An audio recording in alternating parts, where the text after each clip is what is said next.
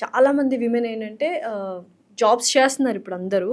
But maternity leave తీసుకొని అక్కడ వాళ్ళ కెరియర్ బ్రేక్ అయిపోతుంది. తర్వాత ఒక 1 year 2 years పిల్లల కోసం. సో సెకండ్ ఇన్నింగ్ స్టార్ట్ చేయాలి అన్నప్పుడు స్టార్ట్ చేయడానికే స్ట్రెస్ఫుల్గా ఫీల్ అయిపోయి భయపడుతూ ఉంటారు. అసలు ఎలా స్టార్ట్ చేయాలి సెకండ్ ఇన్నింగ్స్?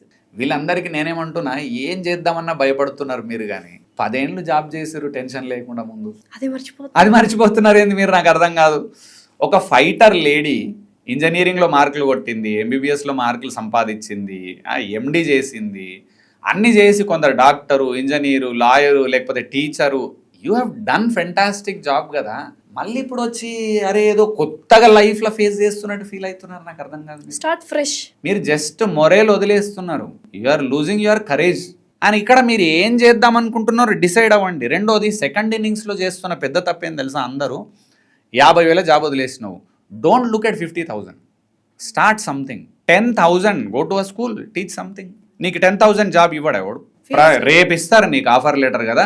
వీళ్ళు అట్లా కాదు, అప్పుడు నేను ₹1,00,000 పనిచేసిన, ఇప్పుడు ₹1,00,000 రావమ్మా తల్లి. కానీ నీకు తెలుసా, మళ్ళీ 10,000కో 20,000కు నువ్వు కనుక స్కూల్లోనో కాలేజీలోనో ఎక్కడన్నా సెకండ్ ఇన్నింగ్స్ స్టార్ట్ చేస్తే నువ్వు స్కూల్ పెట్టే అంత దమ్ముకొచ్చి 1,00,000 కాదు 20 మందికి శాలరీలు ఇచ్చే దమ్ము ఉంటుంది మీ దగ్గర. కానీ అండ్ రెండోది, అంటే ముందు కష్టపడి బయటకు వచ్చారు కదా, సెకండ్ ఇన్నింగ్స్లో అంత ప్యాక్ ఉండే జాబ్కి వెళ్ళకండి.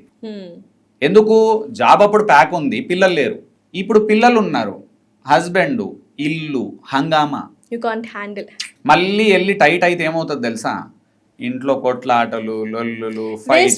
ఇంతకుముందు చెప్పాను, ప్రశాంతత లేని లైఫ్ ఎన్ని లక్షలు వచ్చినా వేస్ట్. అందుకని లేడీస్ ఎప్పుడు కూడా మిమ్మల్ని నేను ఇంటికి పరిమితం కమ్మని నేను చెప్పను.